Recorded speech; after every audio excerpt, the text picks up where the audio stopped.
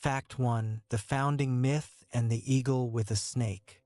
The story of the Aztec founding is one of divine guidance, perseverance, and a healthy dose of mythology.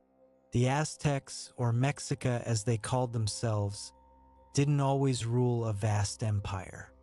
They were, in fact, relative latecomers to the Valley of Mexico, a region already populated by numerous established city-states. Their origins are shrouded in legend, claiming a homeland called Aztlan, a place often described as a marshy island somewhere to the northwest. The name Aztec itself derives from this mythical homeland. The Mexica were considered a nomadic and somewhat uncivilized tribe by the other groups in the valley. They were driven from place to place, facing hostility and hardship. Their journey was guided by their patron deity, Huitzilopochtli, the god of war, sun, and sacrifice.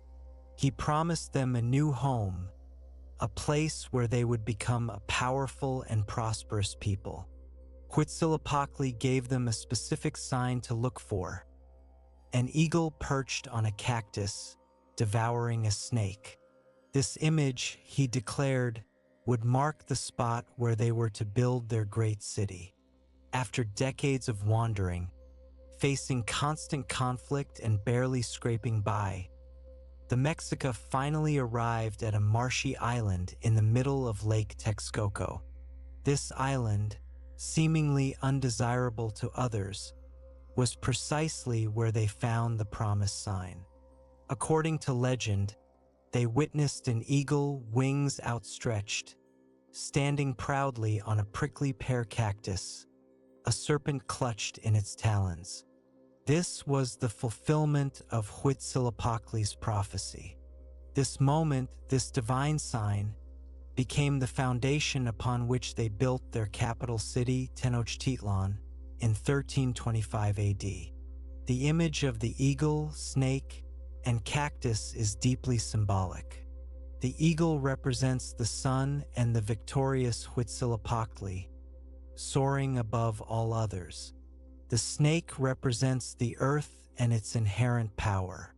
The cactus, rooted in the earth, symbolizes resilience and the ability to thrive in harsh environments. Together, they represent the Mexica's destiny to conquer and rule. This founding myth is not just a story. It's a cornerstone of Aztec identity. It explains their origins, justifies their right to rule, and reinforces their connection to their patron deity. The image of the eagle devouring the snake became the emblem of Tenochtitlan and, later, of Mexico itself. It's a powerful reminder of the Mexica's humble beginnings and their incredible rise to power, fueled by faith, determination, and a vision of a glorious future. The difficulties they faced in finding their home only strengthened their resolve and shaped their warrior culture. They transformed a seemingly inhospitable environment into a thriving metropolis, a testament to their ingenuity and unwavering belief in their destiny. The legend continues to inspire and resonate with the people of Mexico today, serving as a symbol of national pride and historical identity. The very act of choosing such an unlikely location for their capital speaks volumes about their character. They were not afraid of challenges, and they were willing to work hard to achieve their goals. This spirit of resilience and determination is a key element in understanding the Aztecs' remarkable success. It also highlights the importance of religion and prophecy in their lives, guiding their decisions and shaping their worldview. The founding myth served not only as a historical account but also as a moral compass, reminding them of their obligations to their gods and to their people. In essence, the story of the eagle, the snake, and the cactus is the story of the Aztec people themselves. A story of struggle, perseverance, and ultimate triumph. Fact 2: Chinampas. Tenochtitlan, the magnificent capital of the Aztec Empire, was built on an island in the middle of Lake Texcoco. This presented a unique challenge: limited land for agriculture. How could they feed a growing population in a city surrounded by water? The answer lay in the ingenious system of chinampas, often referred to as floating gardens, although technically they were not floating. The chinampas were artificial islands created by layering mud, decaying vegetation, and other organic materials onto a framework of interwoven branches and reeds. These rectangular plots of land, typically about 30 meters long and 5 meters wide, were anchored to the lakebed with stakes and trees. The canals surrounding the chinampas provided irrigation and transportation. The process of creating a chinampa was labor-intensive but highly effective. First, the Aztecs would construct a rectangular frame using wattle, woven sticks, and reeds. This frame would then be filled with layers of mud dredged from the lake bottom, interspersed with decaying plants, weeds, and other organic matter. This layering process created a rich, fertile soil that was ideal for growing crops. The chinampas were carefully constructed to ensure proper drainage and prevent erosion. The location of Tenochtitlan within the lake was strategically beneficial. The water table was high, providing constant moisture to the crops. The nutrient-rich sediment from the lake bottom acted as a natural fertilizer.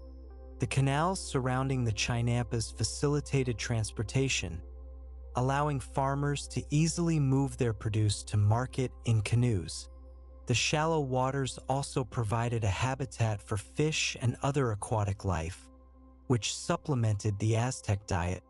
The chinampas were incredibly productive, allowing the Aztecs to cultivate a variety of crops, including maize, corn, beans, squash, tomatoes, chili peppers, and flowers.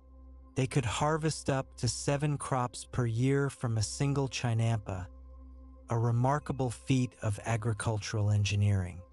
This intensive agriculture allowed Tenochtitlan to support a large population, estimated to be between 200,000 and 300,000 people at its peak. The chinampa system was not only efficient but also sustainable. The Aztecs practiced careful soil management, replenishing the nutrients in the chinampas with organic matter. They also rotated their crops to prevent soil depletion. The canals acted as a natural filtration system, purifying the water and reducing the risk of disease. The chinampas were more than just gardens. They were a vital part of the Aztec economy and social structure. They provided food security, created jobs, and fostered a sense of community. The chinampa farmers were highly skilled and respected members of society. The chinampa system also played a role in Aztec religious beliefs. The Aztecs believed that the chinampas were sacred places, blessed by the gods of agriculture and fertility. They often performed rituals and ceremonies on the chinampas to ensure a bountiful harvest. The chinampa system is a testament to the Aztecs' ingenuity and their deep understanding of their environment. It allowed them to transform a seemingly inhospitable environment into a thriving agricultural center. Even today, chinampas are still used in some parts of Mexico, a living legacy of the Aztec civilization. Their enduring presence serves as a reminder of the Aztecs' remarkable ability to adapt and innovate. The chinampas represent a sustainable agricultural model that could offer valuable lessons for modern agriculture in a world facing climate change and food security challenges.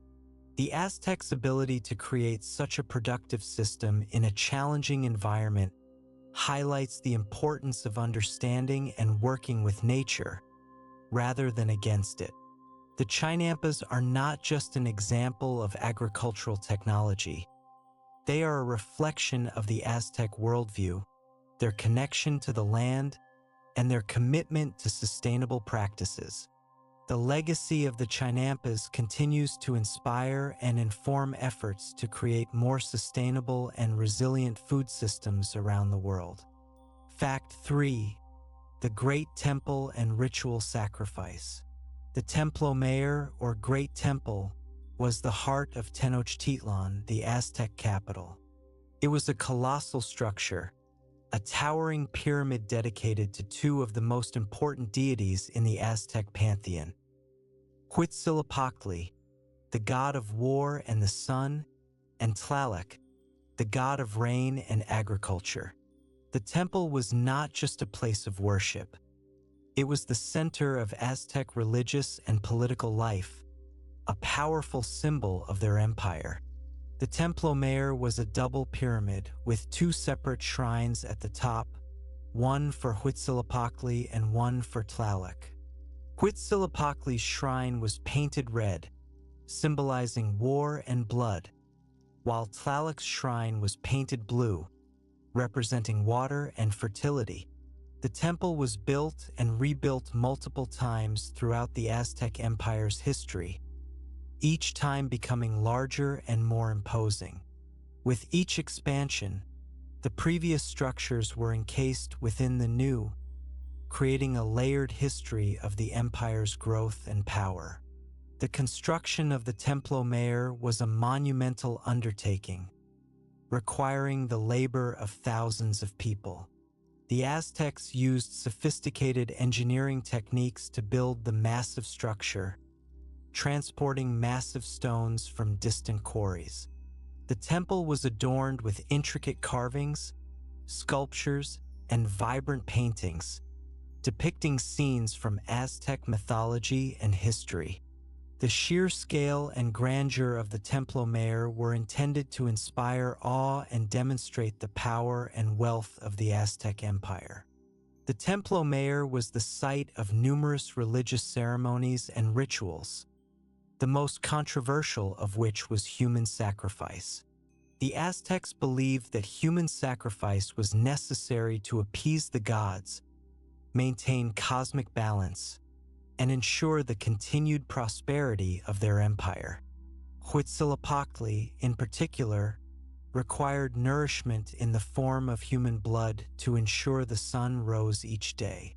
Without this sustenance, the world would descend into darkness and chaos. Tlaloc, the rain god, required sacrifices to bring forth the rains necessary for a bountiful harvest. The victims of sacrifice were often prisoners of war, but they could also be slaves, criminals, or even volunteers. The sacrifices were typically performed at the top of the Templo Mayor, in front of the shrines of Huitzilopochtli and Tlaloc. The priests would perform elaborate rituals, including chanting, dancing, and the burning of incense. The most common form of sacrifice involved removing the victim's heart while it was still beating and offering it to the gods.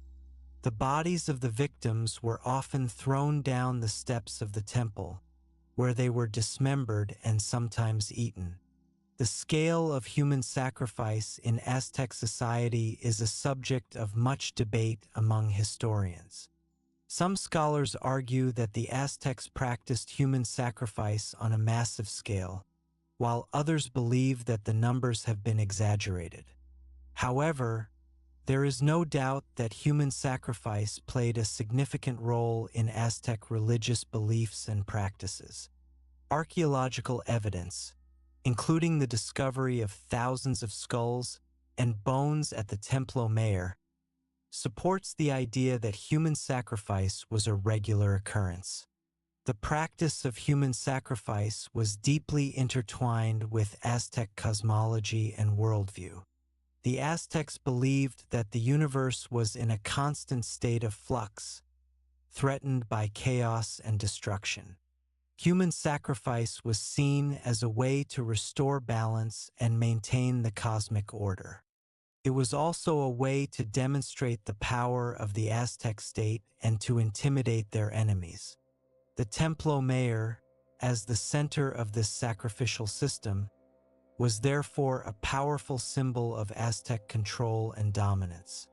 The Spanish conquistadors, led by Hernán Cortés, were horrified by the practice of human sacrifice.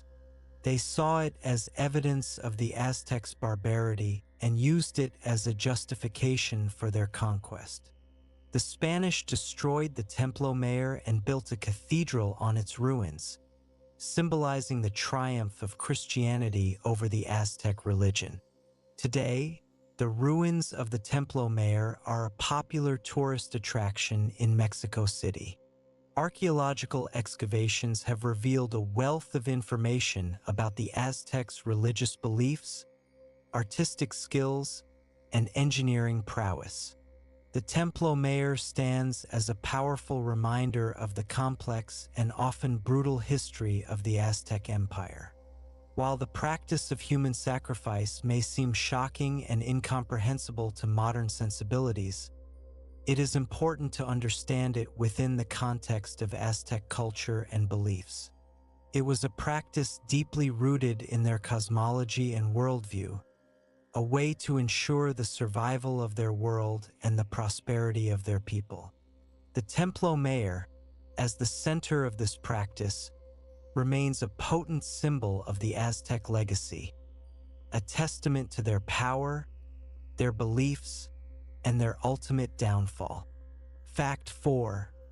The Aztec social hierarchy and its intricate structure. Aztec society was rigidly hierarchical, a pyramid of power and privilege with the Tlatoani ruler at its apex. Understanding this social structure is crucial to comprehending the dynamics of the empire, the distribution of wealth, and the lives of its people. It was a system based on birth, achievement, and service to the state, with mobility possible, though challenging, within its ranks. At the very top was the Tlatoani, meaning speaker. He was the supreme ruler of the Aztec Empire, considered a divine representative on Earth. The position was not strictly hereditary, although it often passed within the ruling family. The Tlatoani was chosen by a council of nobles, priests, and military leaders based on their lineage, skills, and leadership qualities. He held immense power, controlling the military, the economy, and the religious life of the empire. He resided in a magnificent palace, surrounded by advisors, servants, and guards.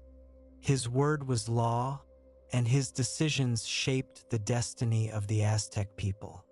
Below the Tlatoani were the Pipiltin, the nobility.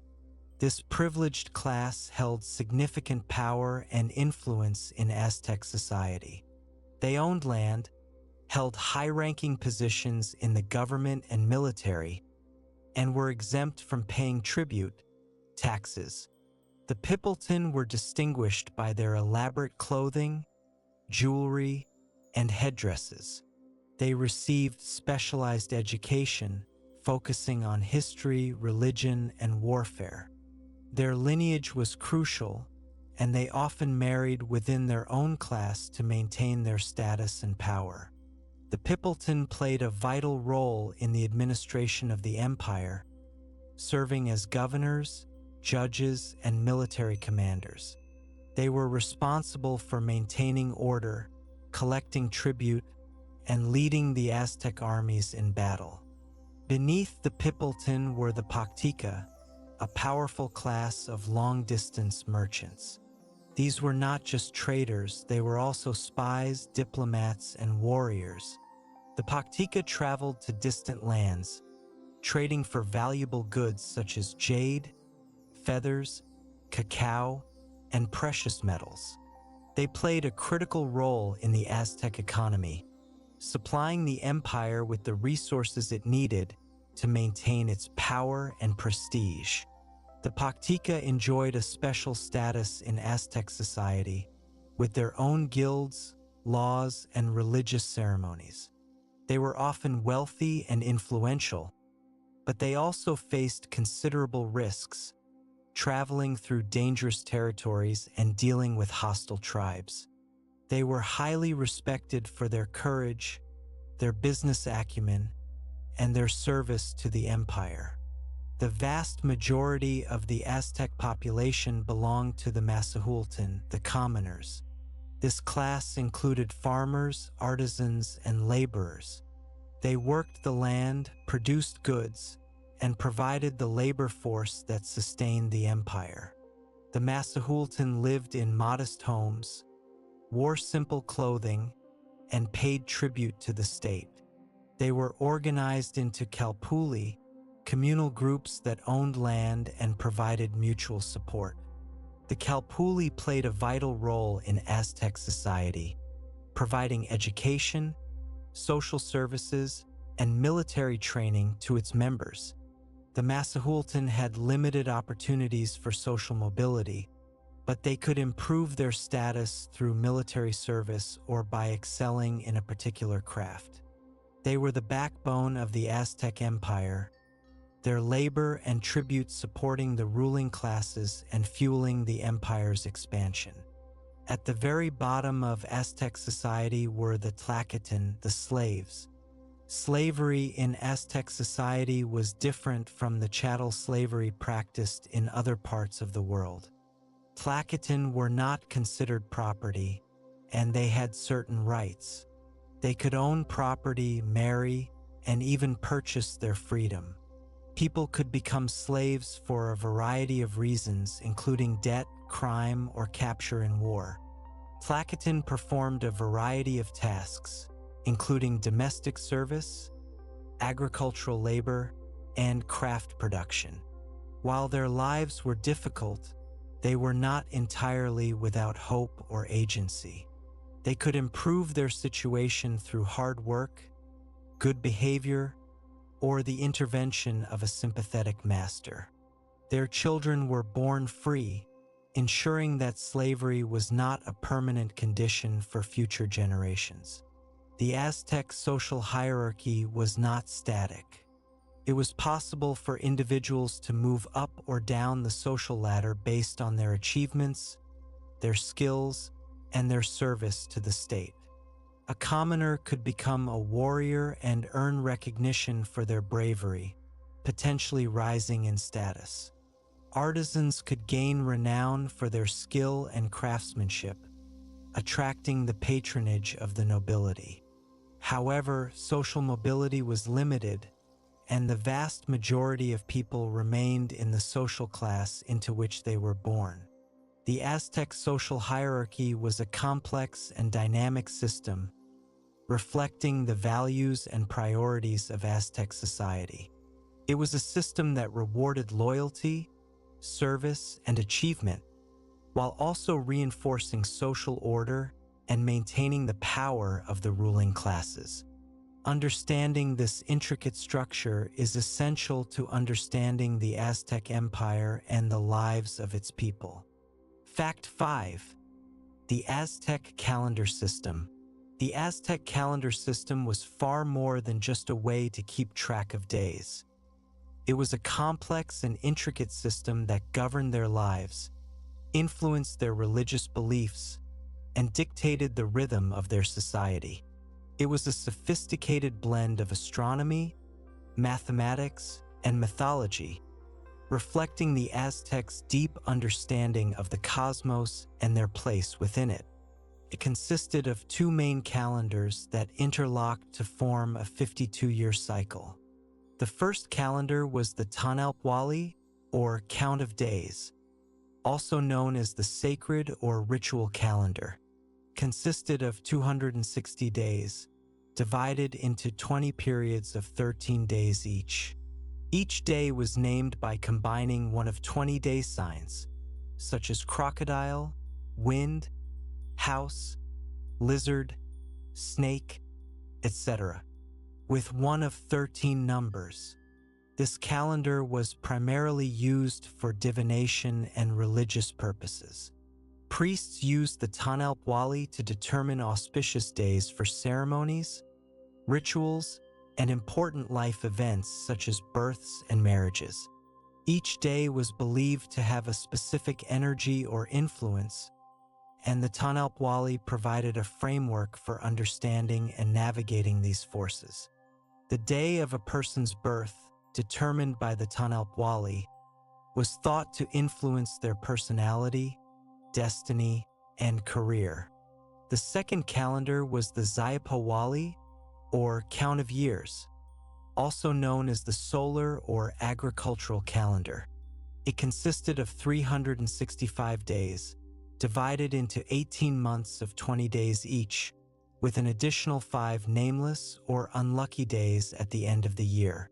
These 5 days, called Nemantemi, were considered dangerous and inauspicious. The Aztecs believed that the boundaries between the worlds were thin during this time, and that evil spirits could roam freely. People avoided unnecessary activities, fasted, and performed rituals to ward off misfortune. The Zayapawali was primarily used for agricultural purposes, marking the seasons and guiding the planting and harvesting cycles. The months were named after agricultural festivals and deities associated with fertility and abundance. The Tanalpwali and the Zayapawali ran concurrently, like two interlocking gears. Because 260 and 365 share no common factors, a specific date in the Tanalpwali would not coincide with the same date in the Zayapawali for 52 years. This 52-year cycle was known as the calendar round and was a significant period in Aztec cosmology. At the end of each calendar round, the Aztecs held a new fire ceremony, a dramatic ritual to ensure the continued existence of the sun and the renewal of the world. All fires in the empire were extinguished, and a new fire was kindled on the chest of a sacrificial victim. This new fire was then distributed throughout the empire, symbolizing the rebirth of the sun and the beginning of a new cycle. The new fire ceremony was a time of great anxiety and anticipation, as the Aztecs believed that the world could end if the ceremony was not performed correctly. The Aztecs were meticulous record keepers, and they documented their calendar dates and historical events in codices, books made of bark paper or deerskin. These codices were filled with intricate drawings and glyphs, providing a wealth of information about Aztec history, religion, and culture. Unfortunately, many of these codices were destroyed by the Spanish conquistadors, who saw them as pagan artifacts. However, some codices survived, and they continue to be studied by scholars today, providing valuable insights into the Aztec calendar system and its significance. The Aztec calendar system was not just a practical tool for measuring time. It was also a powerful expression of their worldview. It reflected their belief in the cyclical nature of time, the interconnectedness of all things, and the importance of maintaining balance and harmony in the universe.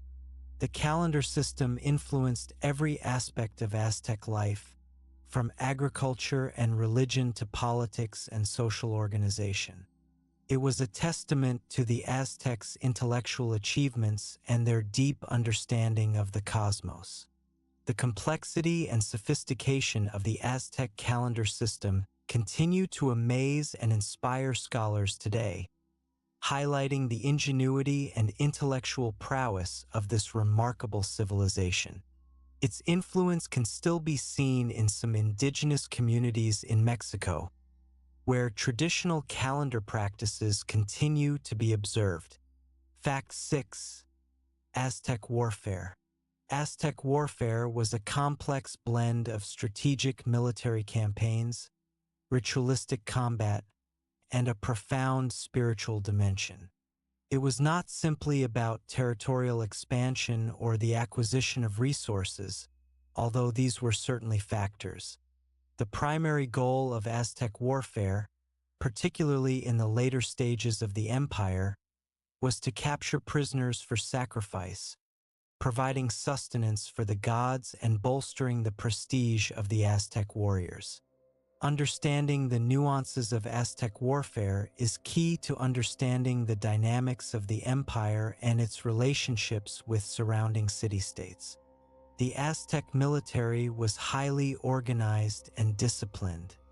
All able-bodied men were expected to serve in the military, and military service was a primary means of social advancement. Young men began their training at a young age, learning about weapons, tactics, and strategy. They were trained in special schools called Telpakali and Kalmakak, which also provided them with a broader education in history, religion, and morality. The Telpakali were primarily for commoners, while the Kalmakak were for the nobility, but both institutions instilled a strong sense of patriotism and military discipline. Aztec warriors were armed with a variety of weapons, including the atlotl, a spear thrower, bows and arrows, spears, clubs, and the macuahuitl, a wooden club edged with obsidian blades. The macuahuitl was a particularly devastating weapon, capable of inflicting serious wounds and even decapitation. Aztec warriors also wore protective armor, including shields, helmets, and quilted cotton armor that was surprisingly effective at deflecting arrows and spears. Aztec military campaigns were carefully planned and executed. Before launching an attack, the Aztecs would often send emissaries to their target city-state, offering them the opportunity to submit to Aztec rule peacefully. If the city-state refused, the Aztecs would declare war and launch a full-scale invasion. The Aztecs typically attacked in the dry season, when agricultural activities were at a minimum and soldiers could travel more easily. Aztec armies were organized into units, each with its own distinctive banner and insignia. The Aztecs used a variety of tactics, including ambushes, sieges, and open-field battles. They were known for their ferocity and their unwavering determination to conquer their enemies. The goal was often to encircle the enemy, cutting off their escape routes and forcing them into a decisive battle. The most skilled and courageous Aztec warriors were rewarded with high-ranking positions in the military and in society. They were given special privileges, such as the right to wear elaborate clothing and jewelry, and they were honored with titles and accolades. Two of the most prestigious warrior societies were the Eagle Warriors and the Jaguar Warriors. Eagle Warriors were known for their bravery and their skill in combat. They wore helmets and costumes that resembled eagles, symbolizing their connection to the sun god, Huitzilopochtli. Jaguar warriors were equally fierce and skilled. They wore jaguar skins, symbolizing their connection to the earth and its power. Both Eagle warriors and Jaguar warriors were highly respected and feared throughout the Aztec Empire. A crucial element of Aztec warfare was the capture of prisoners for sacrifice. The Aztecs believed that human sacrifice was necessary to appease the gods and maintain the cosmic balance. Prisoners of war were considered the most valuable sacrifices, as their blood and their hearts were believed to be particularly potent offerings to the deities. The capture of prisoners was not only a religious obligation but also a way for Aztec warriors to demonstrate their bravery and skill. The more prisoners a warrior captured, the higher his status in society. The practice of capturing prisoners for sacrifice had a profound impact on Aztec warfare. It often led to a different style of combat than that employed by European armies. Instead of focusing solely on killing the enemy, Aztec warriors prioritized capturing them alive. This often resulted in prolonged and intense battles, as both sides fought to gain the upper hand.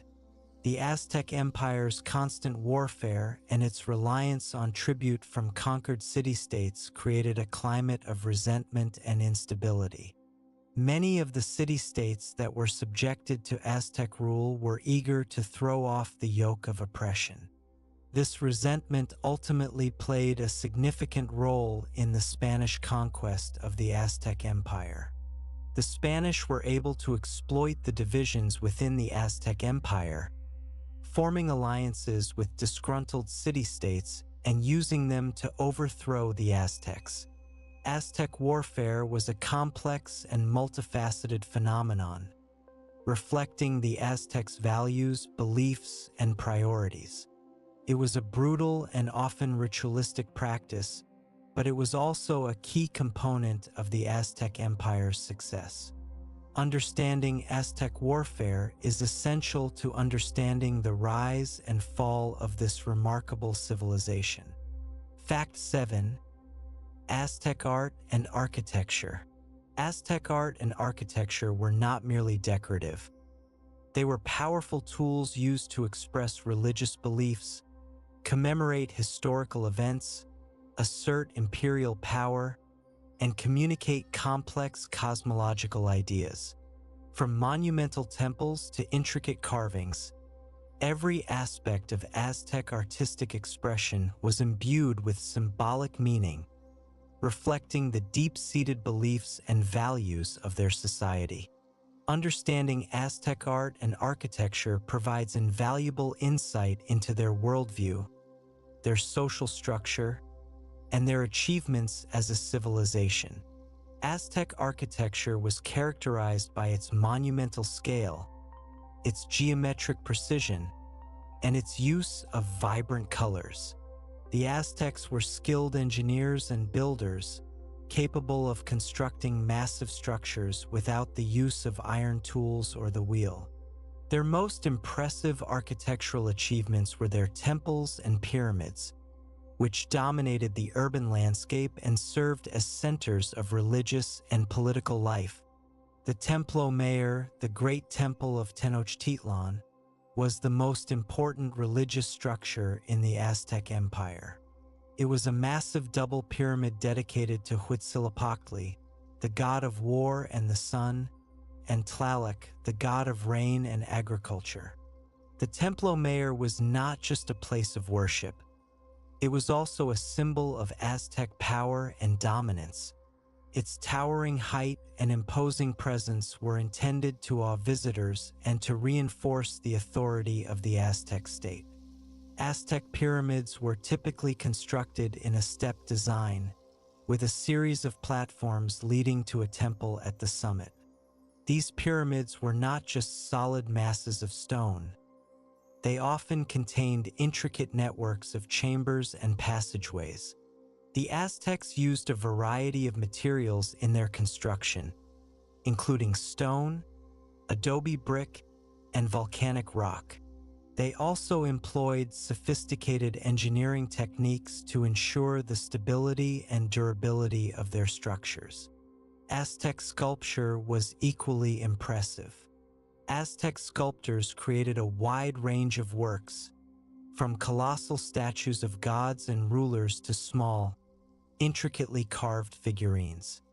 Aztec sculpture was characterized by its realism, its attention to detail, and its use of symbolic imagery. The Aztecs used a variety of materials in their sculpture, including stone, wood, clay, and precious metals. One of the most famous examples of Aztec sculpture is the Stone of the Sun, often mistakenly referred to as the Aztec calendar stone.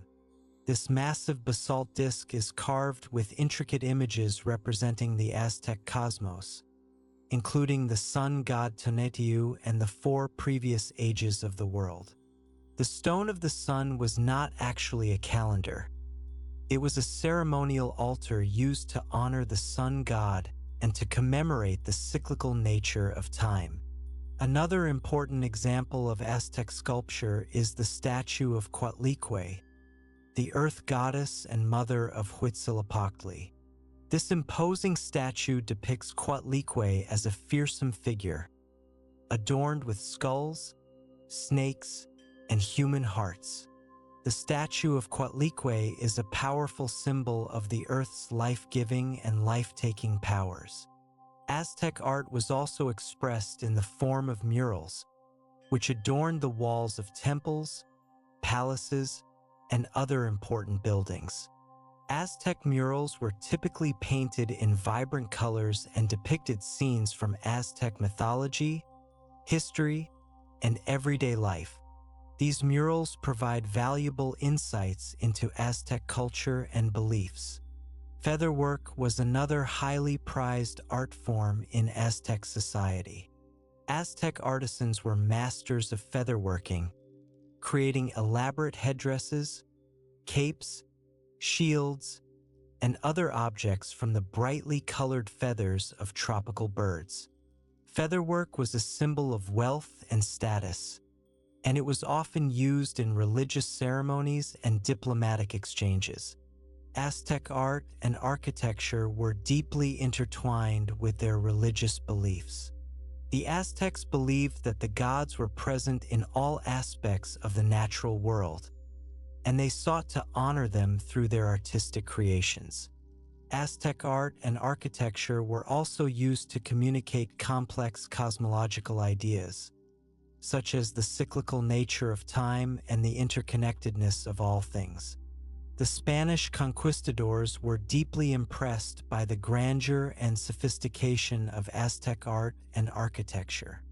However, they also viewed it as pagan and idolatrous, and they destroyed many Aztec works of art and architecture. Despite this destruction, a significant amount of Aztec art and architecture has survived, providing us with a glimpse into the rich and vibrant culture of this remarkable civilization. The surviving examples serve as a testament to the skill, creativity, and ingenuity of the Aztec artists and architects, and they continue to inspire awe and admiration today. Fact 8. Aztec food and drink. Aztec cuisine was far more diverse and sophisticated than the common perception of a simple maize-based diet.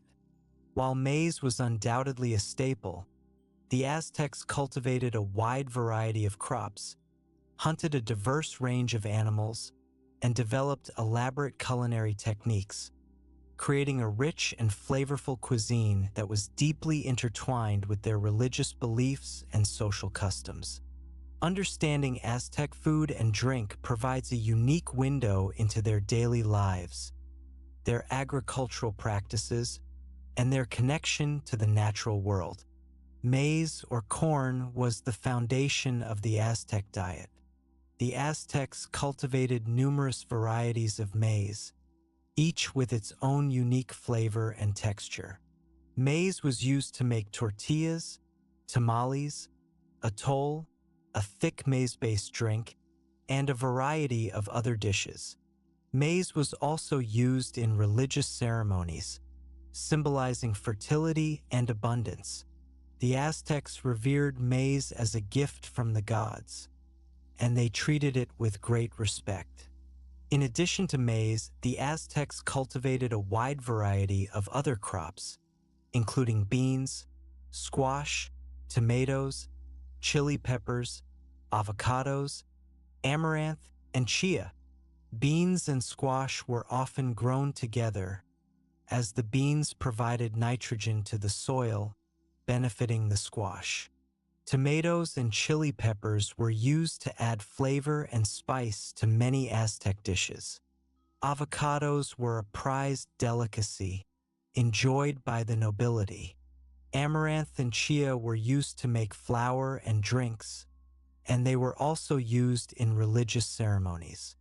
The Aztecs also hunted a variety of animals, including deer, rabbits, turkeys, ducks, and iguanas.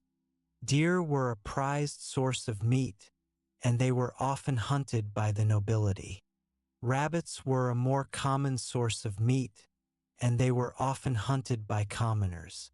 Turkeys and ducks were domesticated, providing a reliable source of meat and eggs.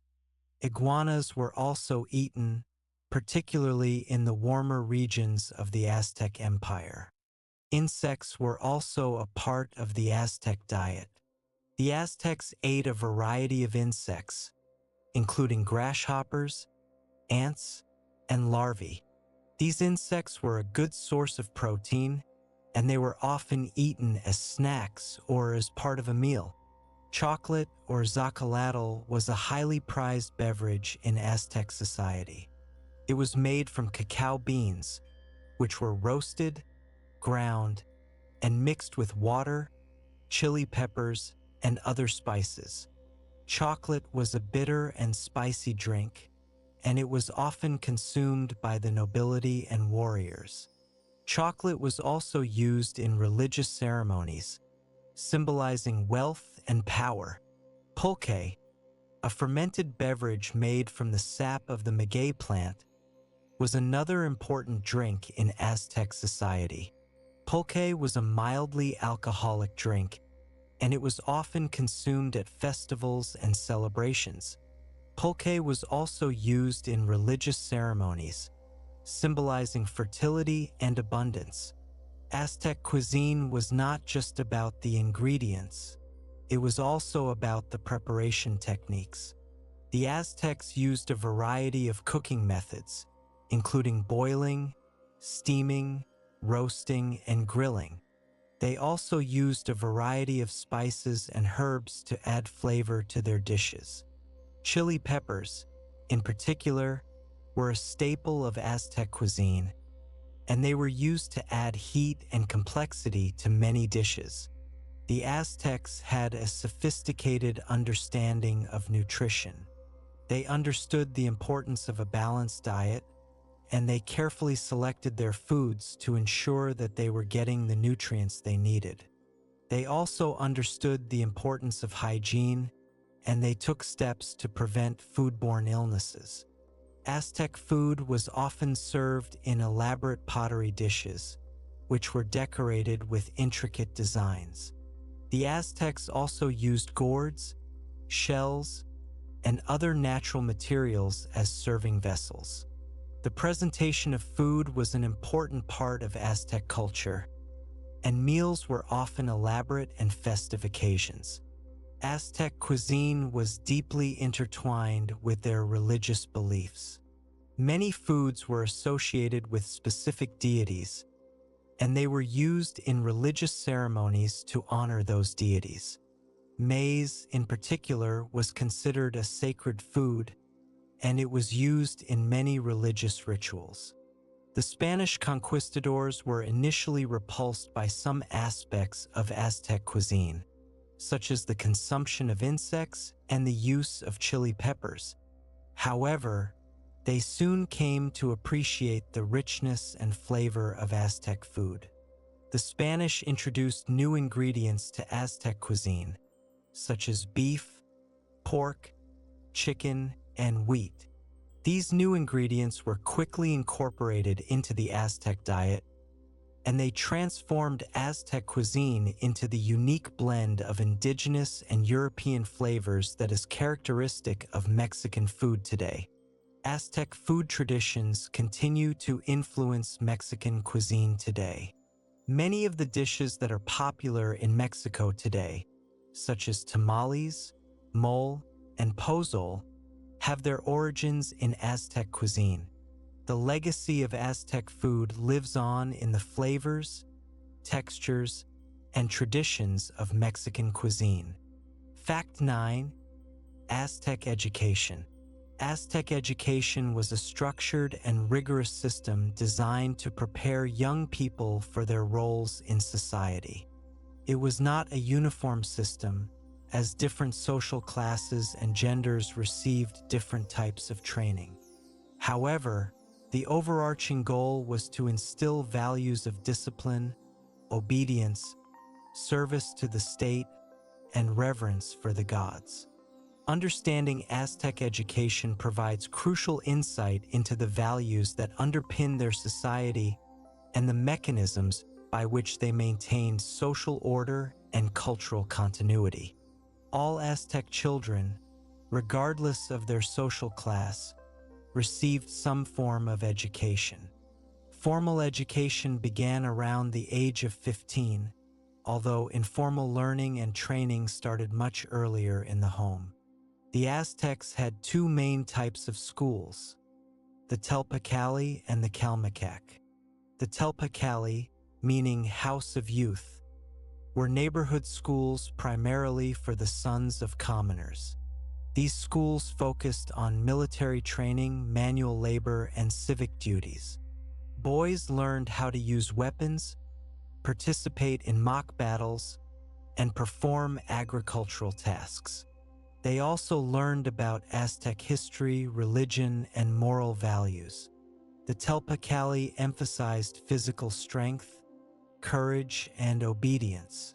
The goal was to prepare young men to be warriors and productive members of their communities.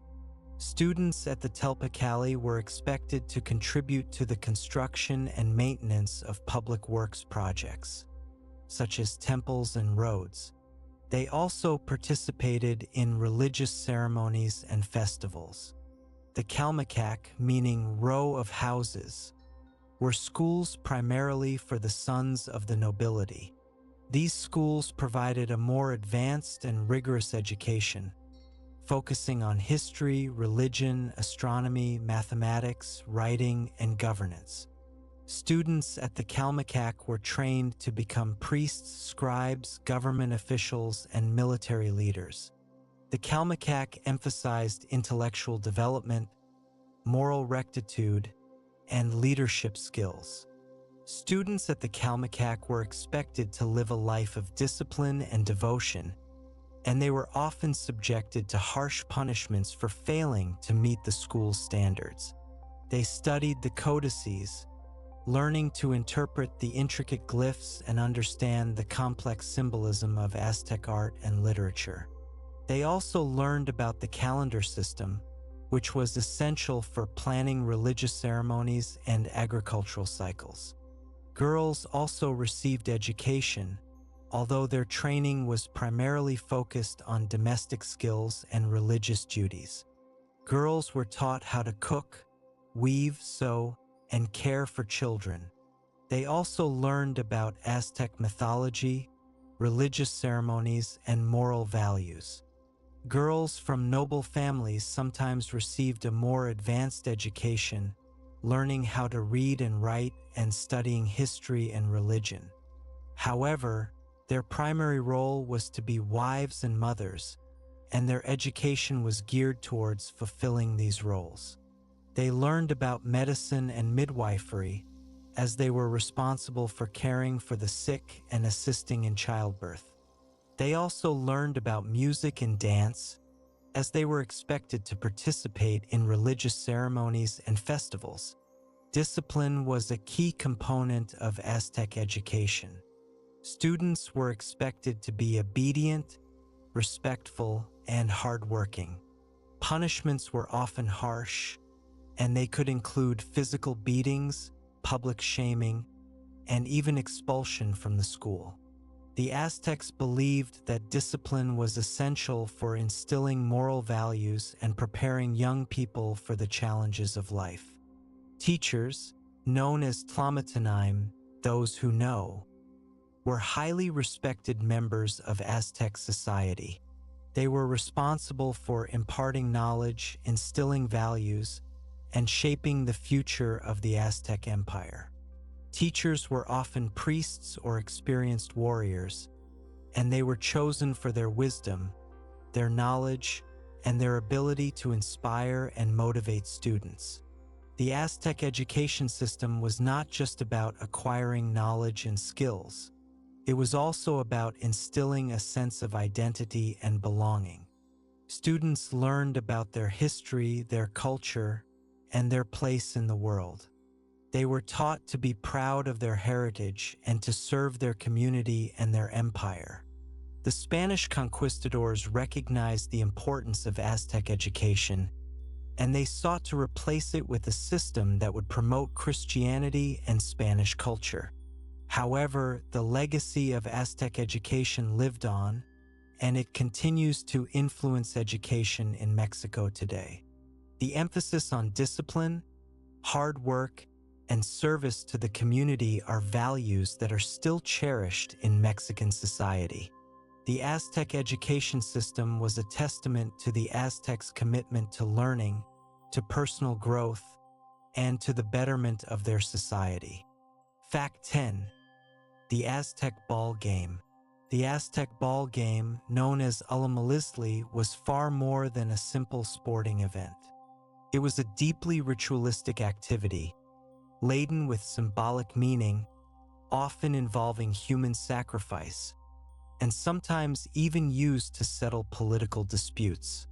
Understanding Ulamalisli offers a glimpse into the Aztec worldview, their religious practices, and the high stakes that permeated every aspect of their lives.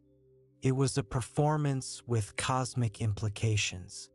The game was played on a specially designed court, typically shaped like a capital I with sloping sides. These courts were often located near temples and palaces, underscoring the game's religious and political significance. The size of the court varied, but it could be quite large, sometimes exceeding 150 feet in length. The ball used in Ulamalisli was made of solid rubber, and it could be quite heavy, weighing several pounds. The players were not allowed to use their hands or feet to propel the ball. Instead, they used their hips, thighs, elbows, and knees to keep the ball in motion and to maneuver it towards the opposing team's goal. The goal was typically a stone ring mounted on the side of the court, although some courts had other types of scoring markers.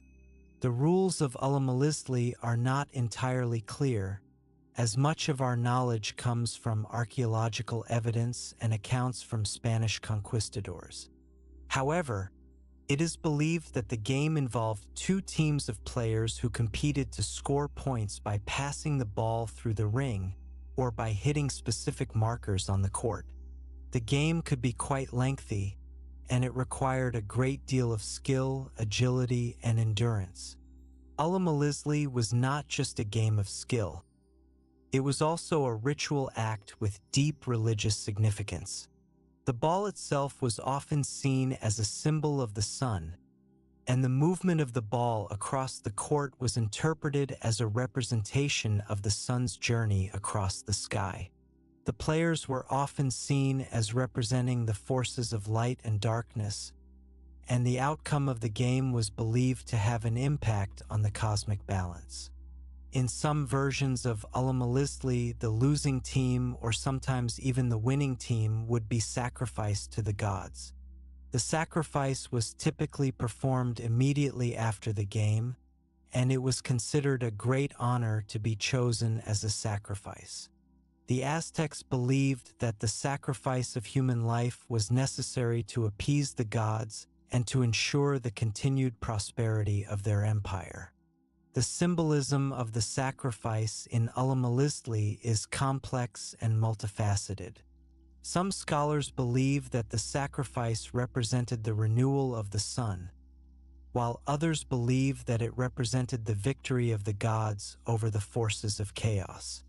Regardless of the specific interpretation, it is clear that the sacrifice was an integral part of the ritual, and it added a layer of solemnity and significance to the game. Ulamalisli also had political implications. The game was often used to settle disputes between city-states, with the outcome of the game determining the winner. The game was also used as a way to showcase the power and prestige of the Aztec Empire, with rulers often sponsoring elaborate games and inviting dignitaries from other city-states to attend. The Spanish conquistadors were fascinated by Ulamalisli, but they also viewed it as a pagan ritual, and they eventually banned the game. However, Ulimalistli continued to be played in secret by some indigenous communities, and it has experienced a revival in recent years. Today, Ulimalistli is played by enthusiasts around the world, and it has become a symbol of indigenous identity and cultural pride. The game is a reminder of the rich and complex history of the Aztec civilization, and it is a testament to the enduring power of sport and ritual. The rediscovery and revival of Ulimalistli also helps to promote a greater understanding and appreciation of indigenous cultures and traditions. The game serves as a powerful reminder of the importance of preserving cultural heritage and of celebrating the diversity of human experience.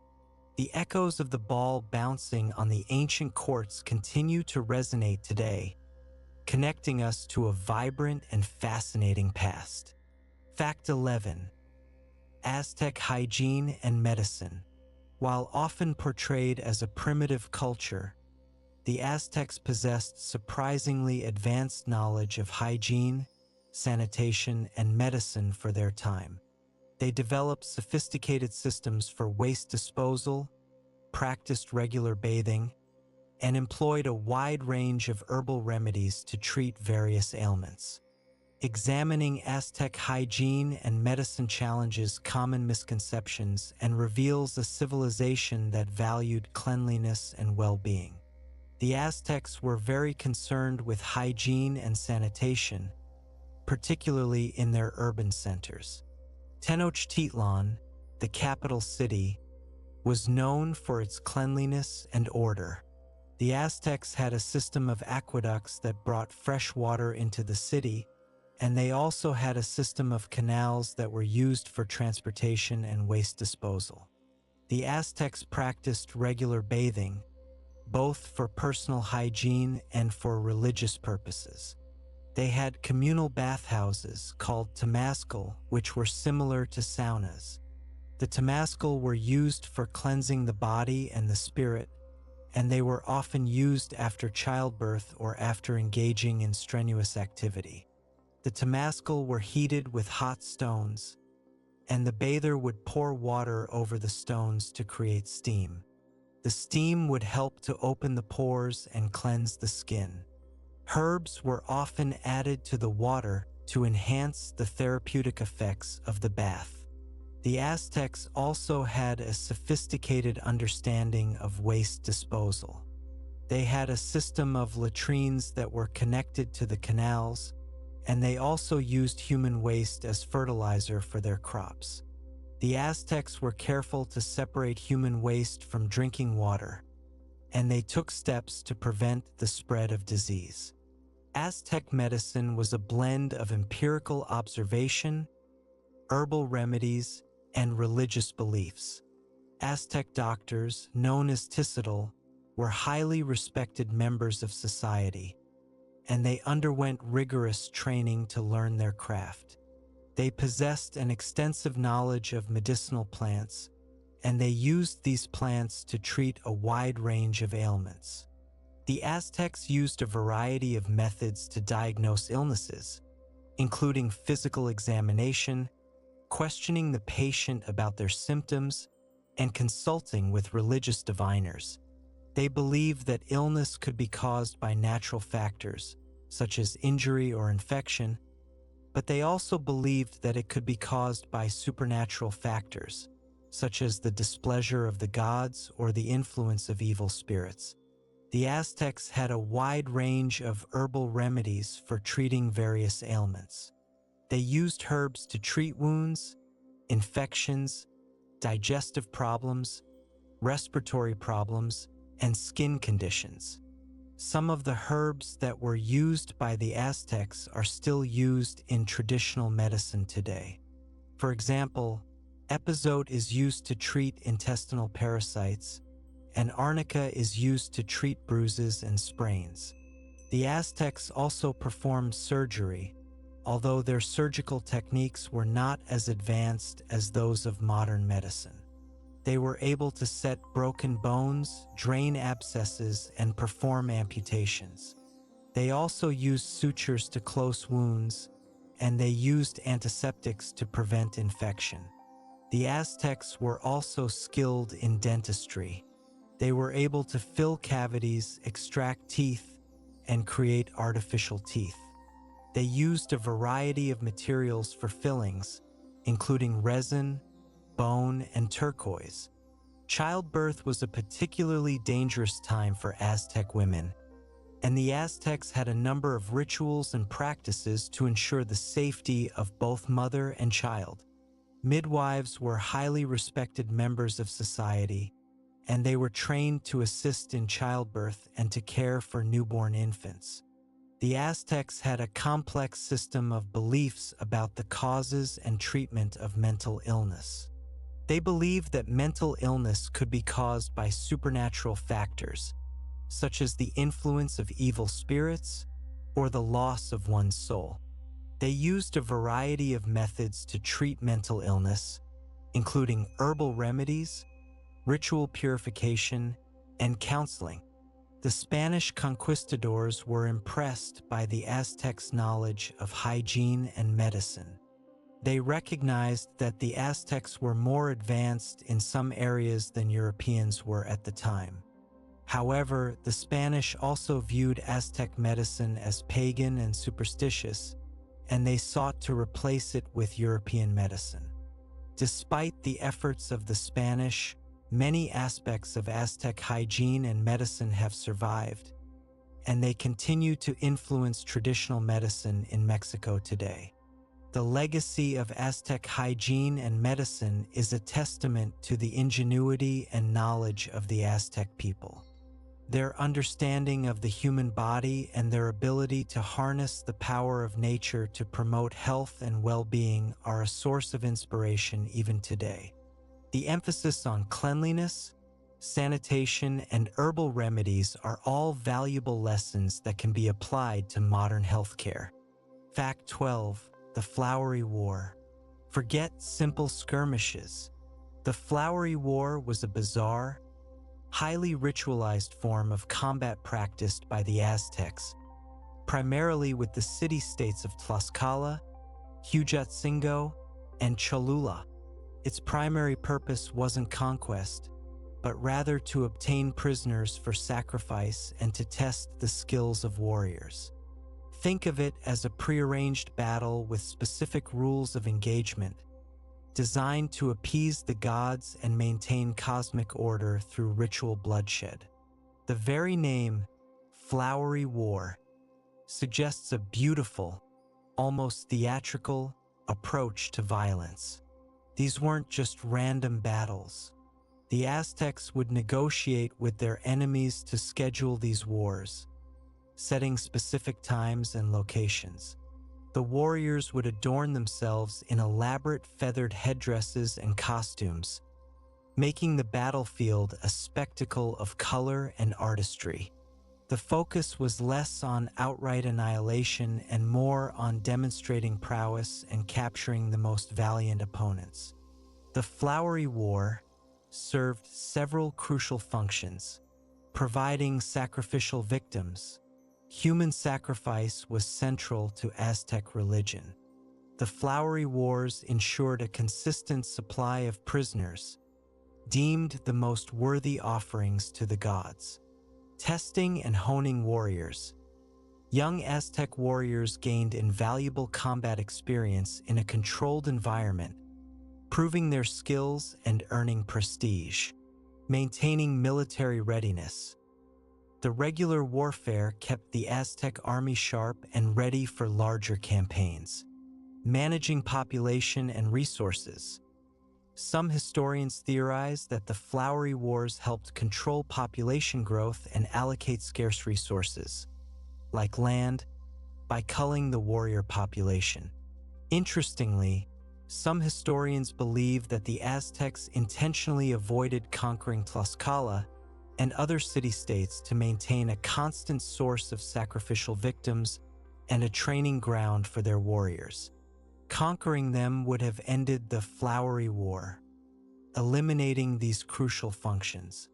This suggests a pragmatic and calculated approach to warfare, prioritizing ritual and social needs over territorial expansion.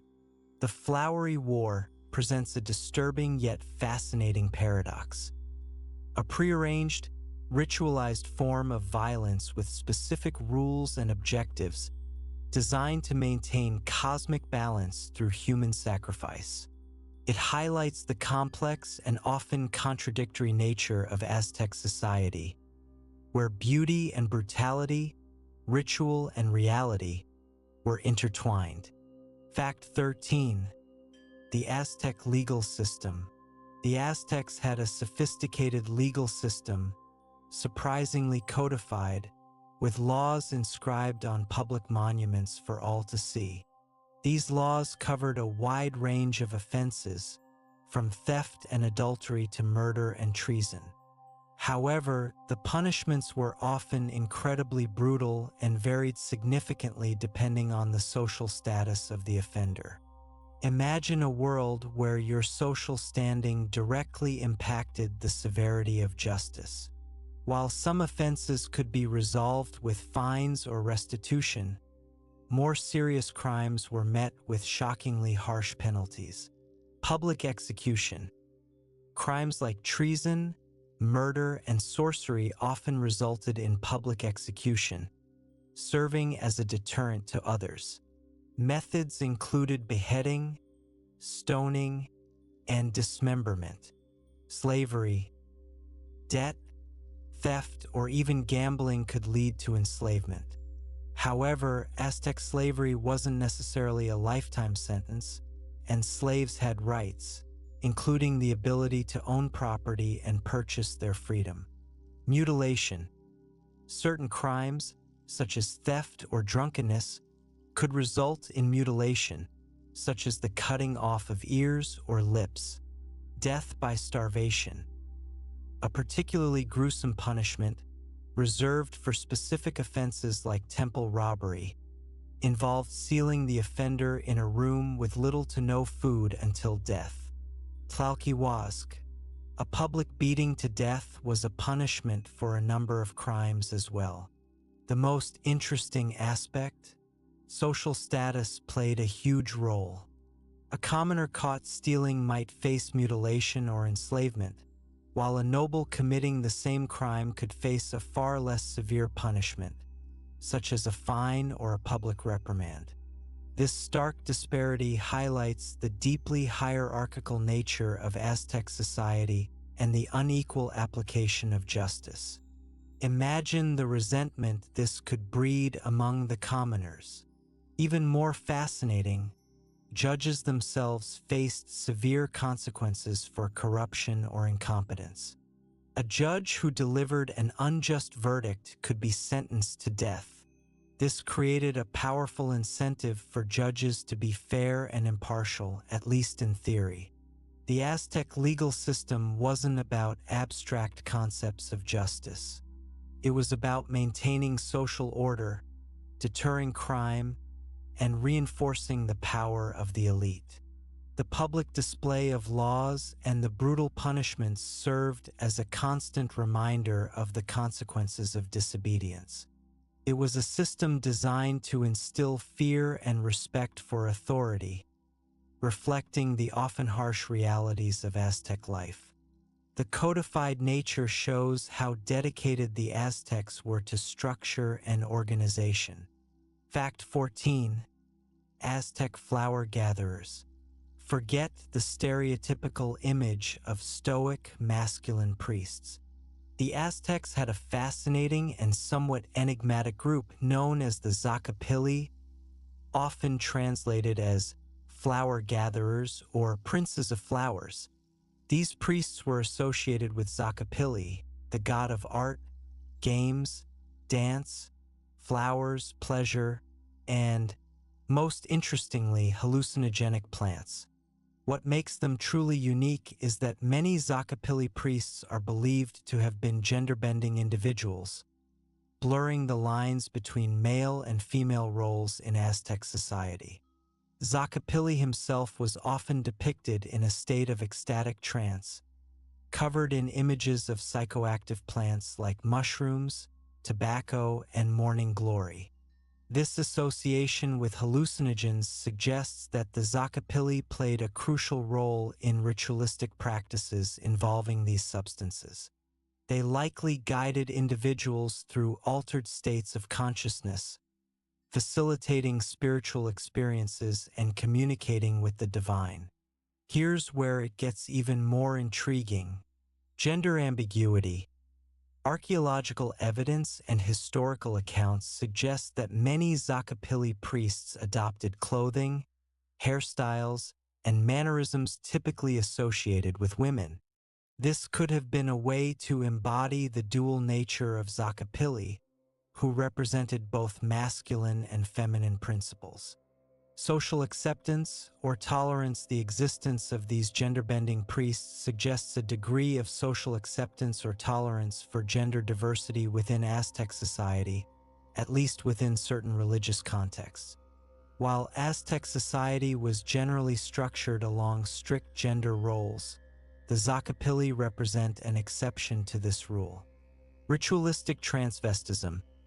Some scholars believe that the adoption of female attire by Zakapili priests was a form of ritualistic transvestism, a way to transcend the limitations of their biological sex and connect with the divine on a deeper level, beyond homosexuality. It's important to note that the Zakapili were not simply homosexual priests. Their gender-bending practices were deeply intertwined with their religious roles and their connection to Zakapili. It was about embodying a different state of being, a different way of connecting with the spiritual world. The Zakapili present a fascinating challenge to our understanding of Aztec society. They demonstrate that gender roles were not always rigidly defined and that there was room for individuals who blurred the lines between male and female. Their association with hallucinogenic plants and their role in facilitating spiritual experiences suggests that they played a vital role in Aztec religious life. The existence of the Zakapili is a testament to the complexity and diversity of Aztec culture. A culture that was capable of embracing both strict social norms and unconventional expressions of gender and spirituality. They offer a glimpse into a world where the boundaries of identity were more fluid and where the connection to the divine could be achieved through unconventional means. Fact 15. Cannibalism beyond sacrifice. While ritual cannibalism is well documented in Aztec culture, a controversial theory suggests that it may have extended beyond purely religious purposes. Some scholars propose that the Aztecs, particularly during periods of famine and hardship, engaged in cannibalism as a means of supplementing their diet. This is a highly debated topic, but the arguments are intriguing and challenge our understanding of Aztec motivations. It moves beyond simple ritualistic obligation to a potential, albeit disturbing, survival strategy. The traditional view of Aztec cannibalism focuses on its religious significance. Consuming the flesh of sacrificial victims was seen as a way to absorb their strength, courage, or divine essence. However, archaeologist Michael Harner proposed a different perspective, arguing that the Aztecs faced chronic protein deficiencies and that cannibalism served a nutritional purpose. Here's the core of the argument. Limited protein sources. The Aztec diet, while diverse in many respects, was relatively low in animal protein. Large domesticated animals were absent, and hunting was often unreliable. Population density. Tenochtitlan was a densely populated city, placing a strain on local resources and potentially leading to food shortages. Evidence of processing. Archaeological evidence suggests that sacrificial victims were often dismembered and processed in ways that would maximize the nutritional value of their bodies. This includes boiling the bones to extract marrow and grinding the flesh into a paste. Hierarchical consumption. Some accounts suggest that the nobility consumed the best parts of the body, while the commoners received the less desirable portions. This aligns with a pattern of resource control and distribution within Aztec society. However, this theory is highly controversial and faces strong opposition. Lack of conclusive evidence.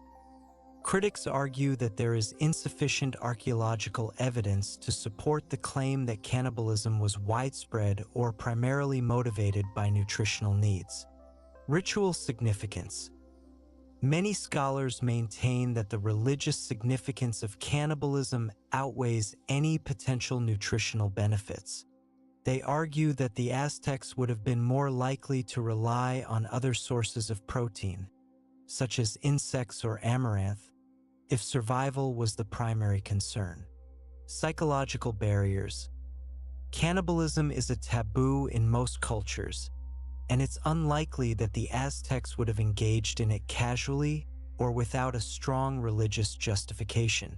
The debate over Aztec cannibalism highlights the challenges of interpreting past behaviors and motivations. While the theory of nutritional cannibalism remains unproven, it raises important questions about the complex interplay of religion, survival, and social structure in Aztec society. It forces us to consider the possibility that the Aztecs were driven by more than just religious fervor, and that they may have been willing to cross even the most profound taboos in the face of starvation. Whether driven by ritual, necessity, or a combination of both, the Aztec practice of cannibalism remains one of the most disturbing and debated aspects of their civilization.